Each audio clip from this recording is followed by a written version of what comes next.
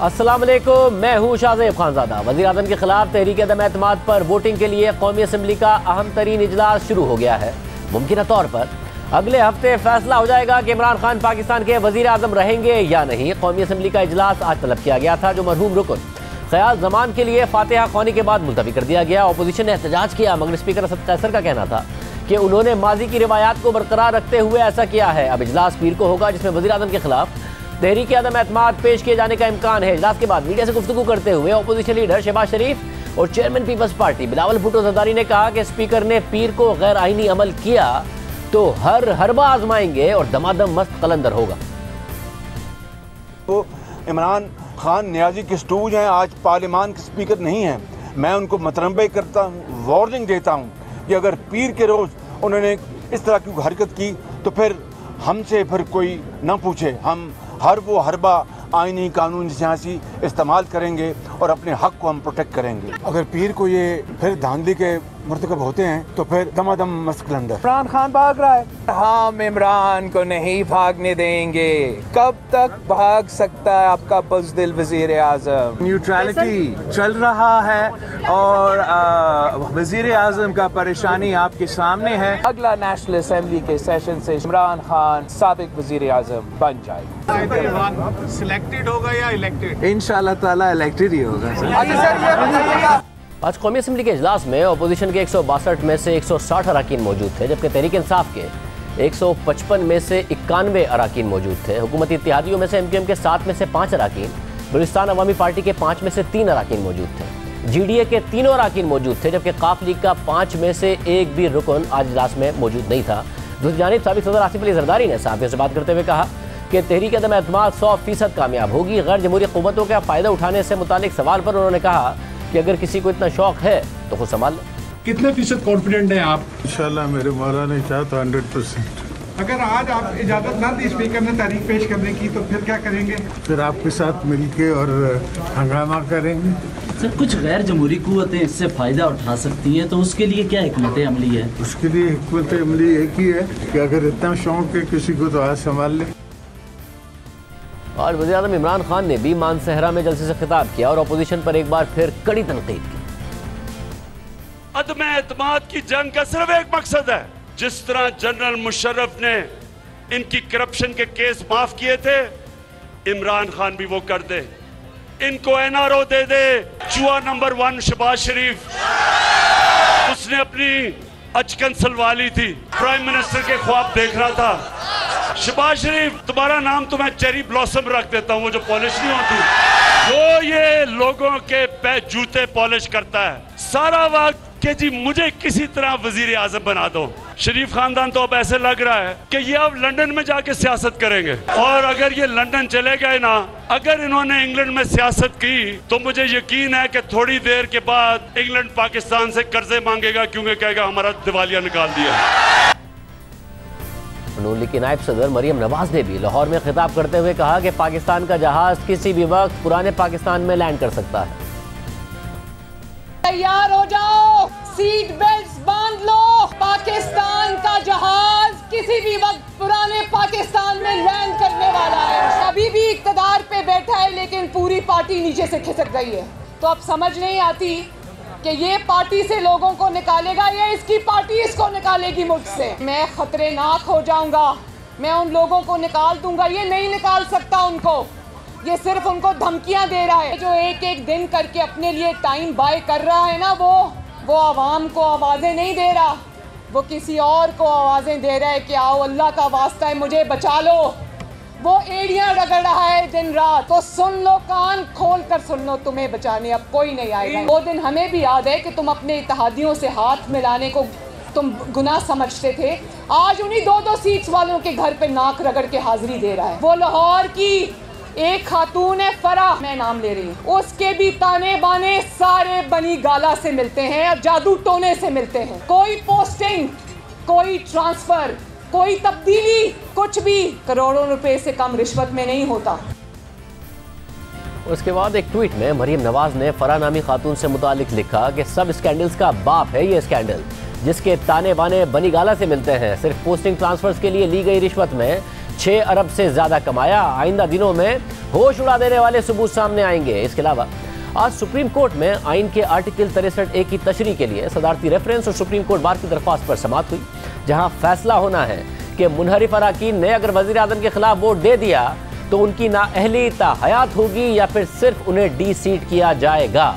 जैसे जमाल बंदूखेल ने attorney general Khalid Javed Khan से कहा कि आप अटॉर्नी जनरल हैं, पार्टी नुमाइंदे या वकील नहीं हैं। अगर वजीर आजम कोई गलत काम करे क्या तब भी पार्टी से वफादारी निभाना जरूरी है? अटॉर्नी जनरल ने कहा कि वजीर आजम पहले रुकने असेंबली फिर वजीर आजम का हल्फ लेता है। वजीर आजम और अरकान के हल्फ की जिम्मेदारियां मुख्तलिफ हैं। बड़े सगीर में ये प्रैक्टिस है कि पार्टी को मंशूर के मुताबिक चलाया जाता है। जब मिलिट्री कोर्ट्स बनी तो रजा रब्बानी ने जाती इख्तिलाफ के बावजूद पार्टी मौक़िफ़ की हिमायत की। जैसे जमाल बंदूखेल ने इस्तफसार किया कि अगर कोई अमानत वापस कर दे या पार्टी लाइन से इख्तिलाफ करे तो, जबकि जैसे मजहर आलम मियाँ खेल ने पूछा कि पार्टी लाइन से इख्तिलाफ करने वाला इस्तीफा क्यों दे। अटॉर्नी जनरल ने कहा कि आप मेरे पार्टी टिकट और मंशूर पर पार्लियामेंट में आकर जमाती इख्तिलाफ नहीं कर सकते। जैसे जमाल बंदूखेल ने पूछा कि अगर वजीर आजम मुल्क की सलामती के खिलाफ कार्रवाई करे तो मैं उससे इख्तिलाफ नहीं कर सकता, जिस पर अटॉर्नी जनरल ने कहा कि सर वजीर आजम का जिक्र छोड़ दे, यहाँ उनका जिक्र नहीं हो रहा है। जैसे जमाल बंदूखेल ने कहा कि बेहतर ना होता कि सदर तमाम पार्लिमानी लीडर्स को बुलाकर मशवरा लेते फिर अदालत आते। क्या हम एडवाइजरी दायरा इख्तियार में सुप्रीम कोर्ट के इख्तियारात इस्तेमाल कर सकते हैं? क्या हम ऐवान से मंजूर बिल पर फुल स्टॉप लगा सकते हैं? मैं वो आखिरी शख्स हूँगा जो लोटों की हिमायत करे। देखना यह है कि इन्हिराफ का तरीक़ाकार क्या होगा।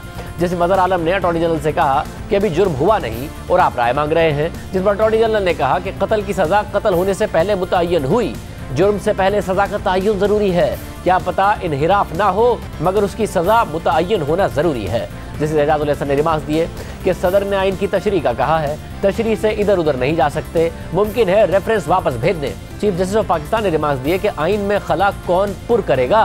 क्या हमें आइन में मौजूद खला को पुर करना होगा? अटॉर्नी जनरल ने कहा कि चोरी चाहे किसी का पेट भरने के लिए हो, गलत इकदाम है। क्या पता इन्हिराफ किस वजह से किया जा रहा है? चोरी करने वाले का साथ इसलिए नहीं दिया जा सकता कि उसकी वजूहात दुरुस्त हैं। जमाल बंदूखेल ने पूछा कि अगर किसी से इन्हिराफ इसलिए किया जा रहा हो कि वो चोरी कर रहा है तो, जबकि जस्टिस मुनीब अख्तर ने इस्तफसार किया कि अगर कोई मुनहरिफ है तो उसको डी सीट कैसे किया जा सकता है? इन्हिराफ के नताइज आर्टिकल 63A में मौजूद हैं। इन्हिराफ पर नाअहली होगी या असेंबली रुकनियत की अहलियत खत्म होगी। जैसे जमाल बंदूखेल ने इस्तफसार किया कि क्या आज सारे पार्लियामेंटेरियंस आपके इस रेफरेंस के हक में हैं? आप ये पार्लियामेंट से मंजूर करा लें। अटॉर्नी जनरल ने कहा कि तमाम पार्लियामेंटेरियंस इस बात पर मुत्तफिक हैं कि सुप्रीम कोर्ट आइन की मुहाफिज है। आइन तो बन गया, इस पर अमल दरामद सुप्रीम कोर्ट ने यकीनी बनाना है। चीफ जस्टिस उमर बंदियाल ने रिमार्क दिए कि आप कानून साजी से भी नाअहली का तयन कर सकते थे। 2017 में इलेक्शन एक्ट बनाया तब भी नाअहली का तयन नहीं किया। आपको किसका खौफ है? 62F को 18वीं तरमीम ने बरकरार रखा। 18वीं तरमीम ने ताहयात नाअहली पर इलेक्शन कमीशन को कोर्ट ऑफ लॉ का दर्जा दिया। कोर्ट ऑफ लॉ के इख्तियारात आइन में वाज़े हैं।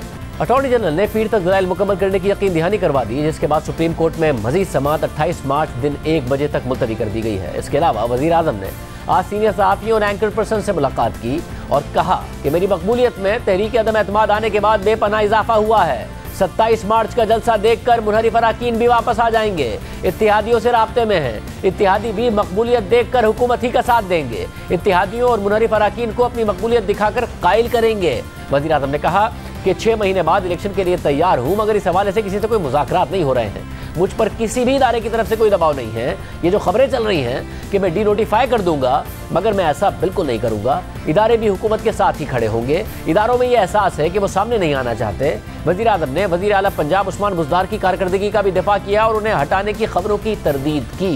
दूसरी जानिब हुकूमत और अपोजिशन की जानिब से इत्तेहादियों को मनाने की कोशिशें भी जारी हैं। गुज़िश्ता रात अपोजिशन ने MKM से मुलाकात की थी और आज वफाकी वज़रा शाह महमूद कुरैशी, असद उमर, परवेज़ खटक ने MKM के वफ़द से मुलाकात की और वज़ीर आज़म इमरान खान की जानिब से पैगाम पहुँचाया। और फिर शाह महमूद कुरैशी ने आज काफ लीग के रहनुमा चौधरी परवेज़ इलाही से भी टेलीफोन पर राब्ता किया और अब कल शाह महमूद कुरैशी और परवेज़ खटक चौधरी बरादरान से मुलाकात करेंगे।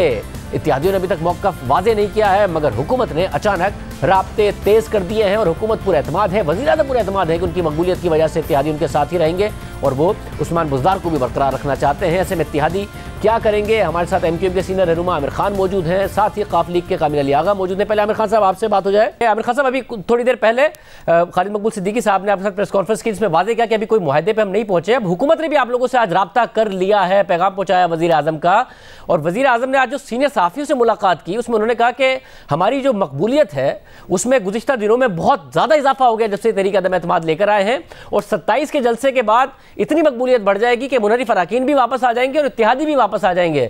तो आप सोच रहे हैं, आप भी देख रहे हैं कि वाकई मकबूलियत हुकूमत की इतनी बढ़ रही है कि आप वापस चले जाए और छोड़ के ना जाए हुकूमत को, अदम एतमाद में साथ दे दें?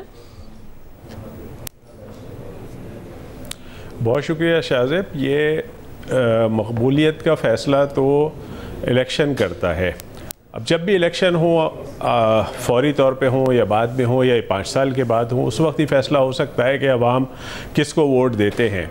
और इस वक्त एक सियासी सूरत हाल बनी हुई है और नो कॉन्फिडेंस मूव हुई भी है। उसकी वजह से ज़ाहिर है कि एक हाइप क्रिएट हुई भी है, दोनों तरफ से, अपोजिशन की तरफ से भी और हुकूमत की तरफ से भी अपना अपना मौक़िफ़ पेश किया जा रहा है और बहुत सख्त ज़बान भी इस्तेमाल की जा रही है। तो ज़ाहिर है कि उनके वो जो कह रहे हैं उस पर तो मैं कोई तबसरा नहीं कर सकता, लेकिन MQM के सामने ये सारी सूरत हाल है और इस सिलसिले में हम अपोजिशन की जो जमातें हैं वो भी हमसे मिल रही हैं, हमसे बात कर रही हैं और हुकूमत की तरफ से भी हमसे मुलाकातें हो रही हैं। अभी 2 रोज़ कबल भी उनके स्पीकर साहब आए थे, असद उमर साहब और परवेज़ खटक साहब आए थे और उन्होंने इस नो कॉन्फिडेंस के हवाले से बात की है हमसे। उसी तरह अपोजिशन भी हमसे बात कर रही है, लेकिन हम बार बार इस बात की वजाहत कर रहे हैं और मुखालफीन कुछ प्रोपेगेंडा भी कर रहे हैं अजीब व गरीब कि MQM ने सौदा कर लिया है, MQM वजारतें ले रही है, MQM ने कुछ शायद कोई पैसे पकड़ लिए। मैं उन तमाम दोस्तों को भी और आवाम को भी ये बता देना चाहता हूँ आपके तवस्सुस से कि MQM जो भी फ़ैसला करेगी वो खालिसतन शहर के अवाम के और वोटर्स के मफाद में करेगी। MQM को वजारतों से कोई सरोकार नहीं है, कुछ कोई भी हो, चाहे अपोजिशन की तरफ से जो हमसे बात की जा रही है, हम उस हवाले से कोई फैसला करते हैं, चाहे हुकूमत की तरफ से कोई फैसला करते हैं। जो आपके मुतालबात थे, कल हमारे साथ सईद गनी साहब थे तो उन्होंने कहा कि MQM ने कोई वजारत नहीं मांगी है, MQM ने यह भी नहीं कहा कि उन्हें सिंध हुकूमत में आना है, और जितने मुतालबात उनके कराची के हवाले से हैं और शहरी इलाकों के हवाले से हैं वो जायज़ मुतालबात हैं, हम सब मानने को तैयार हैं और बहुत जल्द मुआहिदा भी हो जाएगा। मगर आप लोग इंदिया नहीं दे रहे हैं कि कोई मुआहिदे के आप लोग करीब है, क्या वजह है? क्या हुकूमत जो आप से बात कर रही है उसमें भी आपको वजन नजर आ रहा है, इस बात में वजन नजर आ रहा है कि हुकूमत के साथ रुका जाए? देखिए, जहाँ तक PTI के ताल्लुक़ है, हम तकरीबन 3.5 साल PTI के साथ चले हैं और हमें माजी के तजुर्बात को अगर सामने रखें तो PTI से हमें कोई बहुत ज़्यादा नुकसान भी नहीं पहुँचा है। कोई जो इलेक्शन से पहले जो सीटें हमारी छीनी गई वो तो एक अलग बात है और हमने हमेशा उस पर तहफ़्फ़ुज़ात भी पेश किए, लेकिन उन्होंने किसी हद तक जो हमसे वादे किए थे उसमें उन्होंने अपनी दानिश में कोशिश की, उसकी रफ्तार बहुत सुस्त रही, लेकिन जो मौजूदा सूरत हाल है उसमें इर्रेलेवेंट भी नहीं रहा जा सकता। और अगर कोई फ़ैसला हो रहा है और उसमें अगर हमें अपने लोगों के मफादात ज़्यादा नज़र आते हैं, हमारे शहर की बेहतरी नज़र आती है, हमारे शहर की जो तबाहाली है, जो नाइंसाफ़ियाँ हुई हैं उसके अंदर कोई हमें बेहतरी नज़र आती है तो हम वही फ़ैसला करेंगे। हम PTI के इत्तेहादी हैं, PTI के पाबंद नहीं हैं, हम अपना फ़ैसला अपने अवाम के मसाइल को सामने रख कर ही करेंगे। अपोजिशन हमसे बात कर रही है, मुस्लिम लीग नून हमसे फ्यूचर के हवाले से भी बात कर रही है, तो जो पॉइंट्स रखे हैं उसको एक हतमी शक्ल भी दी जाएगी, उसका एक मेकानिज़म भी बनेगा। ज़बानी टेलीविज़न के ऊपर आकर ये कह देना कि हमने सारे मुतालबात मान लिए हैं, इससे काम नहीं पूरा होगा। तो वो तो कह रहे हैं मुआहिदे के भी करीब है, वो कह रहे हैं कि हम मुआहिदा भी करेंगे। तो इस वक्त आपकी पोजीशन एग्जैक्टली क्या है? आप करीब हैं अपोजिशन से के साथ किसी मुआहिदे के, या फिर आप करीब हैं हुकूमत में रहने के? क्या पोजीशन इस वक्त एग्जैक्टली? देखें शाहज़ेब, मैं इस वक्त में कोई हतमी बात नहीं कर सकूँगा। ज़ाहिर है कि जो अपोजिशन के साथ हमारी बात हो रही है और जो हुकूमत की सतह पर भी हमारी बात हो रही है उसका फ़ैसला हमारी राब्ता कमेटी करेगी। हम वो सारी बातें अगर मैं अभी शेयर करूं और अभी कोई बात करूं तो फ़ैसला ही मैं सुना दूंगा ना, तो इसका तो मुझे मैंडेट ही नहीं है। मैं उस वक्त ही कोई फैसला कर सकता हूँ, बता सकता हूँ। जब पार्टी मंडे से तो इजलास शुरू हो जाएगा अदम एतमाद का, तो कब तक फैसला करेंगे? शाहजेब, ये मीडिया को इस हवाले से बहुत जल्दी है। हमने बड़े ज़ख्म खाए हैं, बहुत तकलीफ़ें उठाई हैं, हमारी अवाम ने, हमारे लोगों ने बहुत ज़ख्म है उनके सीनों पे। हमें उनका कोई मदावा करने की यकीन दहानी और उसके ऊपर पूरी तरह से अमल दरामद होता हुआ नजर आएगा जब भी फैसला करेंगे। ये मीडिया के दोस्तों को जल्दी है कि हम आज फैसला करें और ताकि किस्सा ही खत्म हो, क्योंकि इजलास होने वाला है। 5 रोज़ा टेस्ट है, आखिरी दिन, आखिरी बॉल और आखिरी विकेट तक खेलेंगे। जितनी जल्दी मुल्क में गैर यकीनी की सूरत हाल खत्म हो उतना ज़्यादा अच्छा है, इसलिए ज़ाहिर है आपसे सवाल भी हो रहा है और आप एक बहुत ही की स्टेक होल्डर इस सारे के सारे मामले में इस वक्त है। तो आप ये कह रहे हैं कि आपको मसाइल हल होते नजर आएंगे, तो वो हुकूमत की तरफ से भी उम्मीद है या हुकूमत की तरफ से उम्मीद कम है उसकी? देखिए, हुकूमत तो इस वक्त मौजूद है। हुकूमत जो कुछ कारकर्दगी दिखा सकती थी उसने दिखाई है और आगे की भी बात कर रही है कि जो कमी रह गई है उसको हम दूर करने की कोशिश करेंगे। यकीनन वो लोग भी कह रहे हैं। फिर बात वही मैं बार बार दोहराऊंगा कि हम फैसला उस वक्त ही करेंगे कि जब हमारे जो डिमांड्स हैं और उन डिमांड्स में कहीं कोई वजारत नहीं है, कहीं कोई ओहदा नहीं है, किसी हवाले से हम कोई डिमांड नहीं कर रहे, हम कोई ज़ाती फ़ायदे लेने की बात नहीं कर रहे। और ये जब चीज़ें सामने आएंगी सबको पता भी लग जाएगा कि MQM ने पहली दफा उसूली तौर के ऊपर बात करी है, उसूलों के ऊपर जो है वो हमने नेगोशिएशन की है, उसका एक मैकेनिज्म बनेगा। मुस्लिम लीग नून के साथ भी बन जी मैकेनिज्म बनेगा। मैकेनिज्म बनने के बाद हम राब्ता कमेटी के सामने रखेंगे, फिर राब्ता कमेटी जो फैसला करेगी वो आपके सामने रख दिया जाएगा मीडिया के सामने। अबे अंदाजा है कि मीडिया हमसे चाह रही है कि हम सबसे पहले कोई फैसला आप अपना जवाब देते रुक गए, आपने कहा जवाब देते रुक गए, आपने कहा मैकेनिज्म बनेगा मुस्लिम लीग नून के साथ भी, फिर आप रुक गए।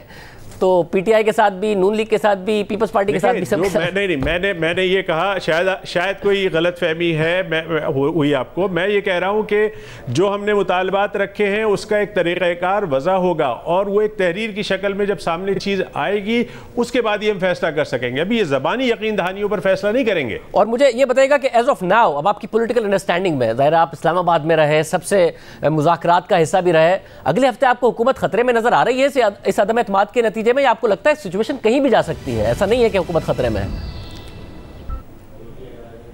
शाहजेब, मुझे तो हर तरफ ख़तरा नज़र आता है कि हुकूमत भी ख़तरे में नज़र आती है, अपोजिशन भी ख़तरे में नज़र आती है। 26-27 तारीख को दोनों इस्लामाबाद में जमा हो रहे हैं, कोई नई सूरत हाल ना बन जाए। मुझे तो जमहूरियत भी ख़तरे में नज़र आती है।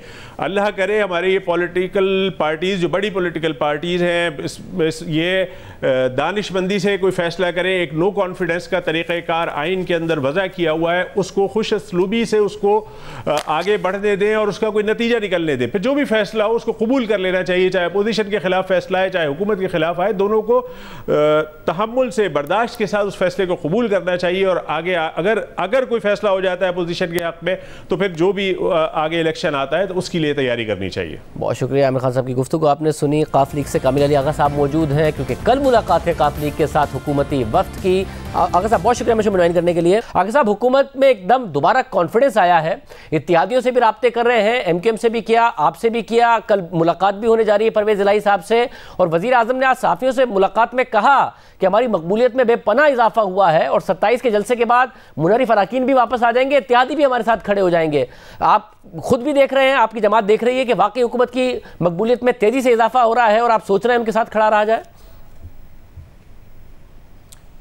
देखें शाहजेब, अगर जलसों से मकबूलियत का मेयार जो है वो उसका तकर्रर हो सकता तो मैं समझता हूँ फिर बहुत सारी जमातें ऐसी हैं जो इसी तरह क्लेम कर सकती हैं। लेकिन बात तो ये है कि अब बात पार्लियामेंट के अंदर है और वो अदम एतमाद की तहरीक है, उसके मुतल्लिक़ हुकूमत के मुतल्लिक़ ये कहा जा सकता है कि हमेशा देर कर देता हूँ मैं। इत्तेहादियों से भी राब्ते में और ख़ास तौर पे हमारी जमात के जिसके हमेशा दरवाज़े खुले रहते हैं, इनके साथ इस वक्त ये राब्ता कर रहे हैं। और इतने दिन आपने देख लिया कि ये 8 तारीख को अदम एतमाद की तारीख पेश हुई थी और आज 25 तारीख हो गई है। इसमें हमारे साथ इन्होंने कितनी मुलाकातें की और प्राइम मिनिस्टर साहब ने ख़ुद हमारी क़यादत के साथ कितनी मुलाकातें की हैं। एक मुलाकात की लाहौर जाके, उसमें भी कोई तस्करा नहीं किया अदम एतमाद की तहरीक के मुतल्लिक़, जोल साहब ने बड़े शफाफ अल्फाज में कह दिया। तो अब मैं समझता हूँ कि इस वक्त तो मेरे ख़्याल में इत्तेहादी हम अकेले नहीं हैं, दूसरे इत्तेहादी भी हैं उन्होंने मेरे ख्याल में तो उन्होंने फ़ैसले कर लिए हुए हैं। और हमारी जमात है जो हमेशा हमारी क़यादत जो है चौधरी शुजात हुसैन साहब और परवेज़ इलाही साहब हमेशा ये कहते हैं कि फ़ैसला करने से पहले 100 बार सोचना चाहिए और बाद में पछताना नहीं चाहिए। ये बात है कि हुकूमत ने आप लोगों से नहीं राब्ता किया और वो नज़र भी आ रहा था, और हुकूमती वज़रा ऑफ द रिकॉर्ड भी कह रहे थे कि अब हम नहीं कर रहे इत्तेहादियों से राब्ते, क्योंकि अगर मानना होगा तो मान जाएंगे इत्तेहादी खुद ही, क्योंकि अब कुछ ऐसा देने को है नहीं। मगर अब अचानक राब्ते शुरू किए हैं MQM से भी, आपसे भी, तो ये जो कॉन्फिडेंस है कि जी हमारी मकबूलियत अचानक बढ़ी। अब कॉन्स्टिट्यूंसी पॉलिटिक्स तो आपकी जमात भी करती है ना, 5 MNAs आपके भी हैं, आपको कॉन्स्टिट्यूंसी से ये फीडबैक आ रहा है कि हुकूमत की पॉपुलैरिटी अचानक बढ़ी है, वज़ीर आज़म ने जलसे जुलूसों के जरिए और इस अदम एतमाद में जिस तरीके से अपोजिशन मिली है उसके बाद एक बाउंस बैक किया है, जिसकी वजह से आप सोच रहे हैं कि उनके साथ रहा जा सकता है इस वजह से ही? मुझे शाहजेब ये बताएं कि ये अदम एतमाद की जो तहरीक है, जो जिसका फ़ैसला पार्लियामेंट के अंदर होना है, उसका हल जो है वो जलसे खेलना है। ये पार्लियामेंट के अंदर अपने बंदे पूरे करने की बजाय, अपने घर को दुरुस्त करने की बजाय, इन्होंने इतना वक्त दिया कि लोग सोच विचार करके अपने अपने फैसले करने पर मजबूर हो गए। अब इनके घर के लोग जो हैं वो अगर इस तादाद में के इनके अपने ग्रुप के लोग ये कह रहे हों, राजा रियाज बार बार ये कह रहे हैं कि ये 27 लोग जो हैं अब हो चुके हैं, और लोग भी कई ऐसे हैं उनमें से जो तरीन ग्रुप के अलावा भी बंदे क्लेम कर रहे हैं। तो इस तरीके से तो अगर इनको सबको अपना जमा किया जाए तो ये बहुत बड़ी तादाद जो है वो इनके अपने घर से जो है वो निकल चुकी है। शायद ये सोच चुके थे कि हमारे बंदे जो हैं वो काबू में नहीं आएंगे, वो हमसे बदजन हो चुके हैं, इसीलिए इन्होंने जलसे करने शुरू कर दिए ताकि ये साबित हम करें कि हम पॉपुलर बहुत ज़्यादा हैं और हमारी पॉपुलैरिटी जो है वो पहले से बढ़ गई है। वैसे यानी कि आप तो मेरे ख्याल में अदम एतमाद का हल नहीं है। तो आपको लग रहा है कि जो वज़ीर आज़म का एतमाद है, आपको उस पर एतमाद नहीं है कि मुनरिफ अराकीन भी 27 तारीख का जलसा देख के वापस आएंगे, इत्तेहादी भी वापस आएंगे? आपको लग रहा है कि हुकूमत खतरे में है अगले हफ्ते तरीक़े अदम एतमाद के नतीजे में? ये तो 27 तारीख फैसला करेगी पॉपुलैरिटी का, क्योंकि अपोजिशन भी जलसे कर रही है। उनकी क्या तादाद होती है, उनके कितने बड़े जलसे होते हैं, वो भी बहुत बड़ी गैदरिंग को क्लेम कर रहे हैं और वो गैदरिंग करके दिखा भी चुके हुए हैं पहले से। तो मैं समझता हूँ कि ये अदम एतमाद जो है की तहरीक जो है उसका जो है वो अजाला नहीं कर सकती ये गैदरिंग, चाहे अपोजिशन बड़ा कर ले, चाहे हुकूमत बहुत बड़ा जलसा कर ले, लेकिन ये पॉपुलैरिटी का जो है पैमाना जो है उसको मुतय्यन नहीं कर सकती। पॉपुलैरिटी का पैमाने का तयन होगा पार्लियामेंट के अंदर, जो 172 लोग पूरे कर लेगा अपने। तो उसमें आपको खतरा नजर आ रहा है वज़ीर आज़म को? यही वहाँ एक तरीका है। खतरा नजर आ रहा है आपको वज़ीर आज़म को अभी भी? मुझे तो देखें, अगर फैसला जलसों ने करना है तो ये उनका यकीन हो सकता है, एतमाद हो सकता है। मेरे नज़दीक तो इस तरीके एतमाद का फ़ैसला जो है वो पार्लियामेंट के अंदर होना है, और वो थे या अपने मेंबरों को ये संभाल लेते या इत्तेहादियों को संभाल लेते। दोनों तरफ इन्होंने तवज्जो नहीं दी आज तक। अब 3 सूरत हाल हैं। जब कल आपकी मुलाकात होने जा रही है परवेज़ इलाही साहब की, उसमें एक मामला यह है कि अपोजिशन के तकरीबन MQM के साथ तो मामला काफ़ी हद तक आगे बढ़े हैं, उनकी मुलाकातें भी बहुत ज़्यादा हो रही हैं, मगर नज़र आ रहा है कि आपके अपोजिशन से भी मामला पिछले दिनों में कुछ बहुत ज़्यादा आगे नहीं बढ़े हैं। और वज़ीर आज़म तो उस्मान बुज़दार पर बहुत ज़्यादा कॉन्फिडेंस का इजहार कर रहे हैं और उन्हें हटाने के ख़िलाफ़ बात कर रहे हैं। तो कल कितना इम्कान है कि हुकूमत आपको मना ले? देखें, जो ये आज तक के जो हालात हैं शाहजेब, उसमें तो मुझे नहीं लगता, क्योंकि जो भी क़यादतों ने फ़ैसले करने होंगे वो कर चुकी होंगी, और इस स्टेज के ऊपर वो क्या कहेंगे आके और क्या बात करेंगे और कौन सा तुरब का पत्ता होगा जो वो हमारे सामने फेंकेंगे। मेरे ख़्याल में कल की जो मीटिंग है उसके अंदर तो कोई फ़ैसला होने नहीं जा रहा, क्योंकि अगर कोई बात हो सकती थी तो वो प्राइम मिनिस्टर साहब की मुलाकात में हो सकती थी, उनको खुद जाना चाहिए था, उनको बात करनी चाहिए थी, लेकिन बहुत देर कर चुके हैं वो। बहुत शुक्रिया। कमल लगा साहब कह रहे हैं कि कल की मुलाकात में कुछ नहीं होने जा रहा है, वज़ीर आज़म को पहले करना चाहिए था। तो हमें ब्रेक शामिल करते हैं, मज़ीद आम खबरों पर बात करेंगे। तो हमारे साथ प्रोग्राम में मौजूद हैं सीनियर साहब तज़कियाकार हामिद मीर साहब, शहजाद इकबाल साहब भी हमारे साथ मौजूद हैं, जिनकी आज वज़ीर आज़म से मुलाकात भी हुई, जिसके हवाले से खबरें आई कि वज़ीर आज़म बहुत ज़्यादा पुरएतमाद हैं। हामिद मीर साहब, अचानक हुकूमत ने इत्तेहादियों से रब्ता करना शुरू किया है, काफ लीग से नहीं कर रहे थे, MQM से भी उस तरीके से रब्ते नहीं कर रहे थे, और वज़ीर आज़म आज बड़े कॉन्फिडेंट हैं कि मेरी मकबूलियत बहुत ज़्यादा बढ़ गई है। आपको लग रहा है कुछ अलग हुआ है जिसकी वजह से हुकूमत में दोबारा एतमाद आया है और इत्तेहादियों से रब्ता किया है और कुछ सिचुएशन बदल सकती है? इत्तेहादियों के साथ राब्ते तो पहले भी किए गए थे, लेकिन जैसा कि आपको मालूम है कि पहले वज़ीर आज़म साहब कभी लाहौर गए, चौधरियों से मुलाकात की, लेकिन तहरीक अदम एतमाद पे बात ही नहीं की। कराची गए, MQM से मीटिंग की, तहरीक अदम एतमाद पे बात ही नहीं की, वो उनको बहुत लाइट ले रहे थे। लेकिन कल रात गए के बाद से फिर इनको रियलाइज़ हुआ कि हमें इत्तेहादियों के साथ वाकई एक दोबारा एफर्ट करने की ज़रूरत है, क्योंकि वो हमारे साथ नहीं है। तो कल रात से फिर इन्होंने कोशिश शुरू की है, और क्योंकि कल MQM के और पीपल्स पार्टी के जो मामला थे वो काफ़ी हद तक तय हो चुके हैं, तो आज फिर इन्होंने उनसे दोबारा रब्ता किया है, काफ लीग से भी रब्ता किया है, BAP वालों से भी रब्ते कर रहे हैं। तो ये एक इनकी नई एफर्ट है। लेकिन देखें, बात ये है कि जो इस वक्त है ना मामला, वो मुंतखब ऐवान में मामला तय होना है।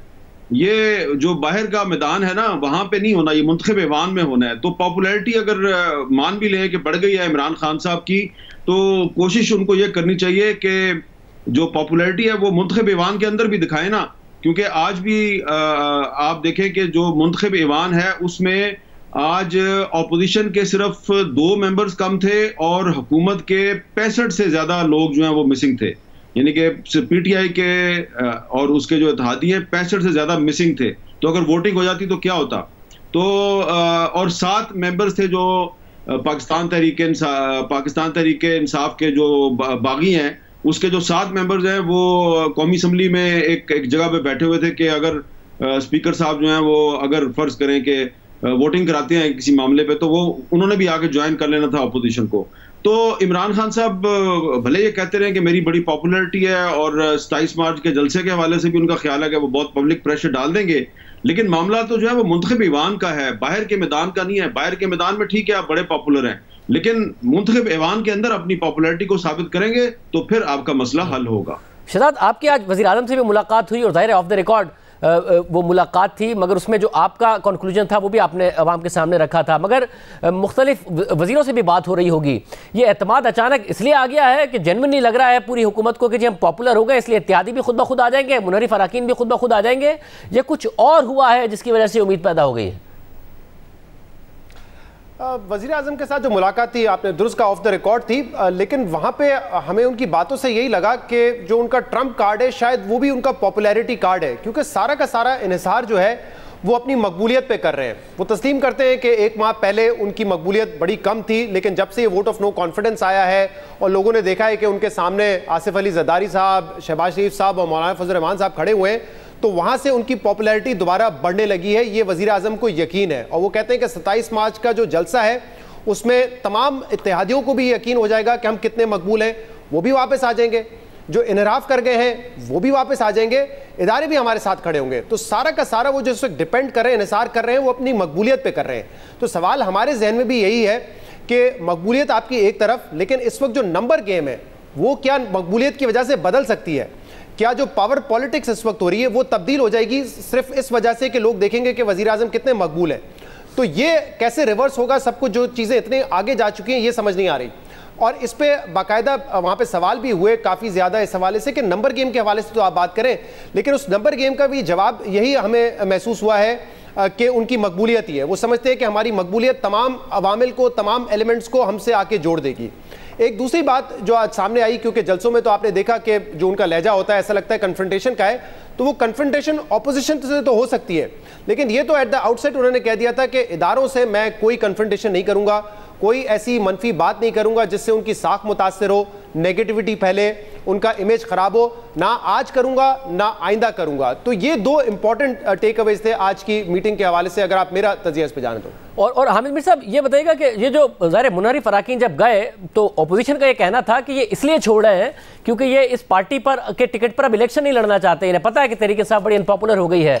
तो वजीर आजम का जो काउंटर कॉन्फिडेंस है वो इसलिए आ रहा है कि अब हम दोबारा बहुत ज़्यादा इनकी अदम एतमाद लाने की वजह से और उनके एक साथ इकट्ठे होने की वजह से और मेरे जलसों की वजह से पॉपुलर हो गए, तो ये मुनव्वर अराकीन वापस आ जाएंगे। तो आपका ज़ाहिर इत्तेहादियों से मुनव्वर अराकीन से भी रब्ता है, ऐसा है कि मुनव्वर अराकीन कहीं ना कहीं सोच रहे हैं, क्योंकि वज़रा ये भी कहते नजर आए कि 5-6 ने तो वापस रब्ता भी कर लिया है। देखिए 5-6 ने तो राब्ता नहीं किया कोई भी। ये जिन लोगों का राब्ता हो रहा है ये उन 13 अरकान में शामिल नहीं है जिनकी के एक रुनमाई हुई थी सिंध हाउस में, और अब उनमें से कोई भी सिंध हाउस में नहीं है। वो 13 लोग जो हैं वो अभी तक वैसे के वैसे ही अपोजिशन के साथ मुंसलिक हैं। एक और लिस्ट थी 19 अरकान की और एक तीसरी लिस्ट थी 24 अरकान की।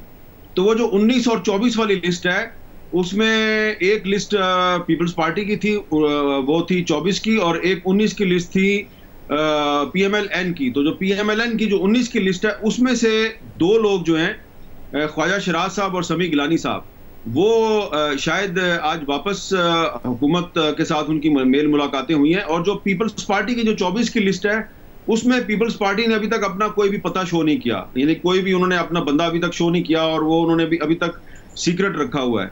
तो जो 13 है वो अभी तक उनके साथ ही हैं। अब इसमें मसला ये है कि ये जो इमरान खान साहब पॉपुलैरिटी वाली बात कर रहे हैं, तो इसमें जब परसों से यानी कि इतवार को उनका जलसा है और इतवार ही से एक सिलसिला शुरू होगा, कुछ प्रेस कॉन्फ्रेंसें होंगी, कुछ और भी चीज़ें सामने आएंगी, तो उसमें जब ये पता चलेगा कि 2018 में पंजाब में और मरकज़ में इमरान खान साहब की हुकूमत कैसे बनवाई गई थी और कैसे क्या किसको कैसे लाया गया था और कुछ और चीज़ें सामने आएंगी, तो दूध का दूध और पानी का पानी हो जाएगा। इमरान खान साहब जो इल्ज़ामात आज लगा रहे हैं अपोजिशन पर और कह रहे हैं जी 3 चूहे जो हैं वो मेरे पीछे लगे हुए हैं, तो वो उस वक्त भी इसी तरीके से इनकी इमरान खान साहब की हुकूमत बनी थी। और हो सकता है कि कुछ लोग जो हैं वो खुद अपनी जुबान भी खोल दें कि उनको किस तरीके से प्रेशराइज किया गया, और इसमें जो जहांगीर तरीन ग्रुप के जो लोग हैं वो एक अहम किरदार अदा करेंगे।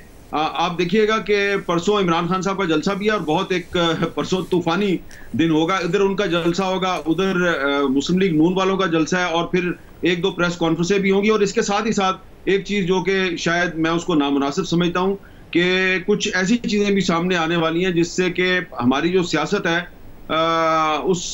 उसकी जो क्रेडिबिलिटी है वो काफ़ी ख़राब हो जाएगी।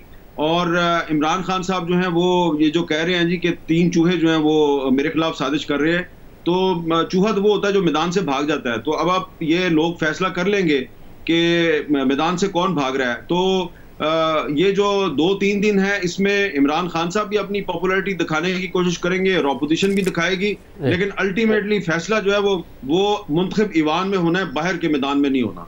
शहजाद, हमारे साथ कामिल अली आगा साहब थे, वो कह रहे थे बहुत देर हो गई है, हालांकि कल मुलाकात है हुकूमती वफ्द की परवेज़ इलाही साहब से। आपको लग रहा है जो सेंस इस वक्त है जलसे जुलूस पार्लियामेंट के वाकई देर हो गई है, या हुकूमत अभी तक चीज़ें मैनेज कर सकती है अगले हफ्ते इजलास के लिए? शाजिब देखिए, बजाय तो यही लगता है। आप जितने भी इंटरव्यूज सुने इत्तेहादियों के, उनकी प्रेस कॉन्फ्रेंस में बॉडी लैंग्वेज देखें या बात सुने उनकी, तो इशारे तो वो यही दे रहे हैं कि उनका झुकाव ऑपोजिशन की तरफ है। और देखें, अगर हुकूमत के इत्तेहादी हैं, आज भी वफाकी काबीना का हिस्सा हैं, लेकिन एक बयान भी हुकूमत के हक में ना आना, तो ये तो जाहिर करता है कि उनकी इस वक्त जो चॉइसेस हैं वो बड़ी क्लियर हैं। लेकिन फैसला क्यों नहीं कर पा रहे हैं वो?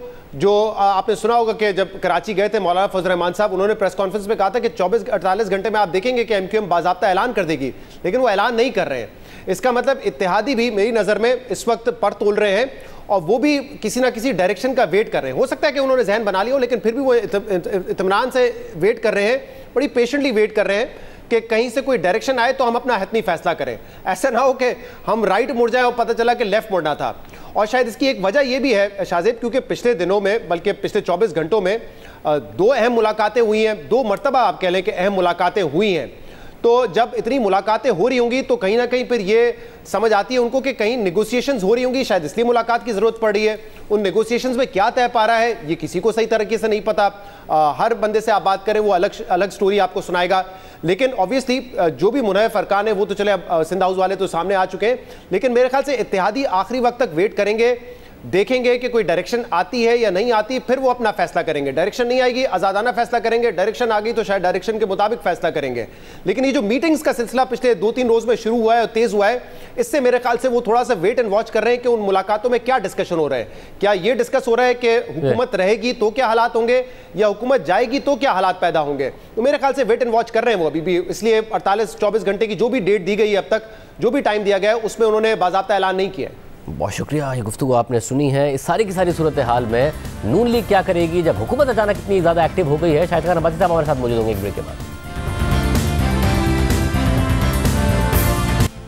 इस वक्त हमारे साथ साबिक वज़ीर आज़म शाहिद खान अब्बासी साहब मौजूद हैं। अब्बासी साहब बहुत शुक्रिया हमें शो में ज्वाइन करने के लिए। अब्बासी साहब, वज़ीर आज़म का मानना है कि अपोजिशन ने हमें उल्टा पॉपुलर कर दिया है। अब महंगाई वगैरह जो दीगर मसाइल थे उससे हटकर इस वक्त हम बहुत पॉपुलर हो गए हैं। 27 के जलसे के बाद इतनी ज़्यादा पॉपुलैरिटी होगी कि हमारे मुनव्वर अरकान भी वापस आ जाएंगे, इत्तेहादी भी मान जाएंगे। उन्होंने इत्तेहादियों को अप्रोच भी करना शुरू कर दिया है। आप खुद फील कर रहे हैं, कॉन्स्टिट्यूंसी पॉलिटिक्स आप करते हैं, कि कहीं ना कहीं इस वक्त बाउंस बैक करने का मौका मिला है वज़ीर आज़म को?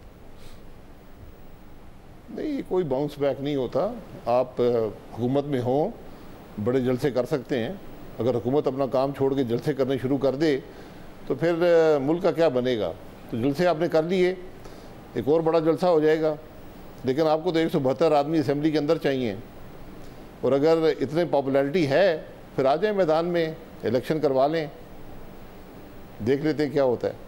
सब मगर जो इस वक्त 172 अरकान का मामला है, अब ज़ाहिर सुप्रीम कोर्ट में जो समाअत हो रही है कि वो ताहयात ना होंगे या नहीं होंगे, वो 28 तारीख तक वो चली गई है। और दूसरी तरफ इत्तेहादी कुछ नहीं कमिट कर रहे हैं, एनकेएम भी नहीं बता रही है कि क्या मामलात हैं। तो आप लोगों का भी इस वक्त यकीनी है कि आपके पास 172 है, क्योंकि वो आपने साबित करने?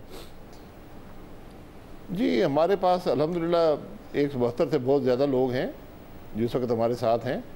और इत्तेहादी भी जो है, अभी एक हफ़्ता कम से कम वोटिंग जो अर्लीस्ट हो सकती है वो 1 अप्रैल को होगी, तो अभी बहुत दिन पड़े हुए हैं। इत्तेहादी अपना फ़ैसला कर लेंगे। जो बातचीत हुई है वो अल्हम्दुलिल्लाह बहुत मुस्बत है, और इंशाअल्लाह एक बेहतर फ़ैसला वहाँ से भी आएगा।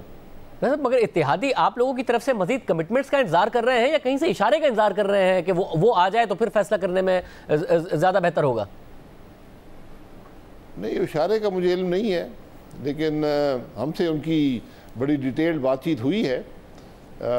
हर जो एलाइड पार्टी है उससे अलहदा बातचीत हुई है, और हमने जो भी उनके तहफ़्फ़ुज़ात थे या जो भी उनकी सोच थी उस पर बड़ी सैर हासिल गुफ्तगू भी हुई है, और मुझे पूरा यकीन है कि वो मुतमईन हैं हमारी गुफ्तगू से।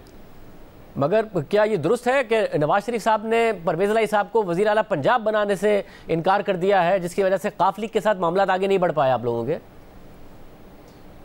नहीं, ये बात आज एक टीवी चैनल पर चली है, इसकी मैंने इसको चेक भी किया है, इसकी कोई हकीकत नहीं है, क्योंकि ऐसी कोई मुशावरत हुई नहीं है, तो इस बात में कोई हकीकत नहीं है। तो क्या इस बात के लिए तैयार हैं कि उन्हें बनाया जा सकता है चीफ मिनिस्टर?